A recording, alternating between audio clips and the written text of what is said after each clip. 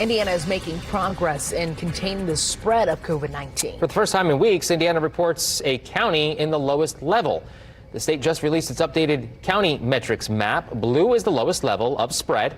Only Monroe County is in that category, but making progress. 42 counties are in the second lowest level. That's up from 11 last week. There's also less orange, 48 counties, and only one county in the highest level, Blackford, still in red.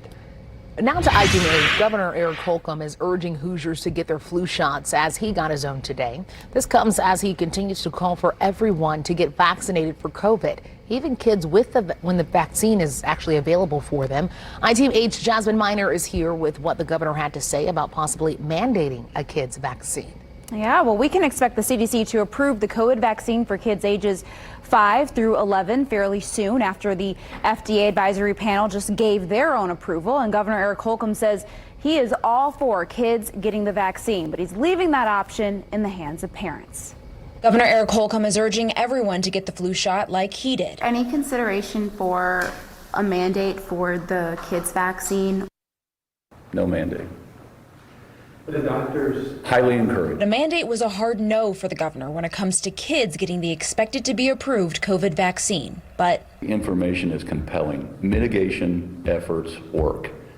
And there's no better mitigation effort than being vaccinated. Whether you're 5 or 65, he wants all Hoosiers to be vaccinated. Is there that concern of sort of the flu and COVID at the same time, of someone being able to catch both?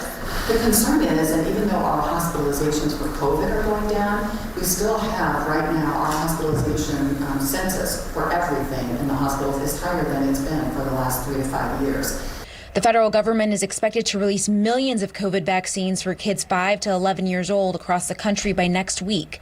Indiana is expected to get about 200,000 of those. Do you have any concern that the president might make a deeper or more of a federal mandate for the vaccine for kids at all? We just have to wait and see what the administration puts out next week. Obviously, the one decision they made on businesses may be delayed. We thought we would have more clarity on that yesterday or today. The governor was then asked if the state would be prepared and able to handle a federal vaccine mandate. These are some of the questions that we're asking the administration, how practically we can do this and what load they believe that they can handle as well. How it happens, when it happens, where it happens, how long they have to administer it. These are all questions that just quite frankly need answers to. Well, once the CDC gives their approval for the COVID vaccine for kids, Governor Holcomb says there will be over 1,300 sites statewide that will be ready to hand those out. That includes the site at the Indianapolis Motor Speedway, which is going to expand its hours to cover kids when they get out of school and parents when they're done with work.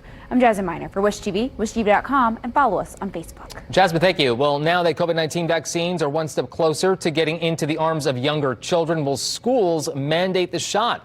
That's what I asked the White House vaccinations coordinator earlier today. Take a look. Yeah, I think it's too soon for me to be able to comment on that. We know on the other hand, we know that vaccine requirements work, and we have hundreds and hundreds of businesses, healthcare organizations, universities that have required the vaccines, and we know that those requirements are working. So for schools, though, I'm going to have to defer to local and state decision-making process at this point. It was a good conversation. The doctor says it's important for parents to have conversations with their pediatricians about the best thing to do for their child.